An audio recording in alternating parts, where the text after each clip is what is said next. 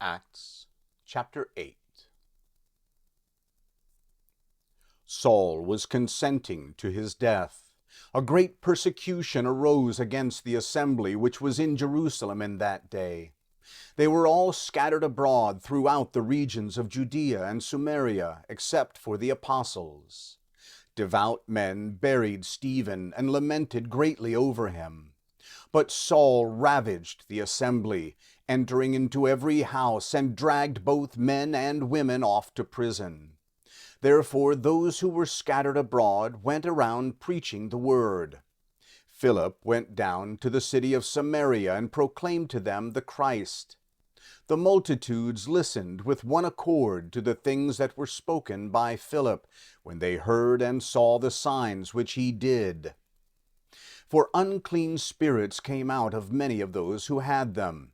They came out crying with a loud voice. Many who had been paralyzed and lame were healed. There was great joy in that city. But there was a certain man, Simon by name, who used to practice sorcery in the city, and amazed the people of Samaria, making himself out to be some great one, to whom they all listened, from the least to the greatest, saying, "This man is that great power of God."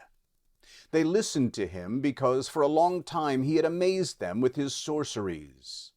But when they believed Philip preaching good news concerning God's kingdom and the name of Jesus Christ, they were baptized, both men and women. Simon himself also believed. Being baptized, he continued with Philip. Seeing signs and great miracles occurring, he was amazed. Now when the apostles who were at Jerusalem heard that Samaria had received the word of God, they sent Peter and John to them, who, when they had come down, prayed for them that they might receive the Holy Spirit. For as yet he had fallen on none of them. They had only been baptized in the name of Christ Jesus. Then they laid their hands on them, and they received the Holy Spirit. Now when Simon saw that the Holy Spirit was given through the laying on of the apostles' hands, he offered them money, saying, "Give me also this power, that whomever I lay my hands on may receive the Holy Spirit."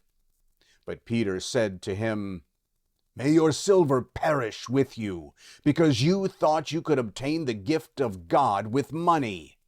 You have neither part nor lot in this matter, for your heart isn't right before God. Repent therefore of this, your wickedness, and ask God if perhaps the thought of your heart may be forgiven you. For I see that you are in the poison of bitterness and in the bondage of iniquity."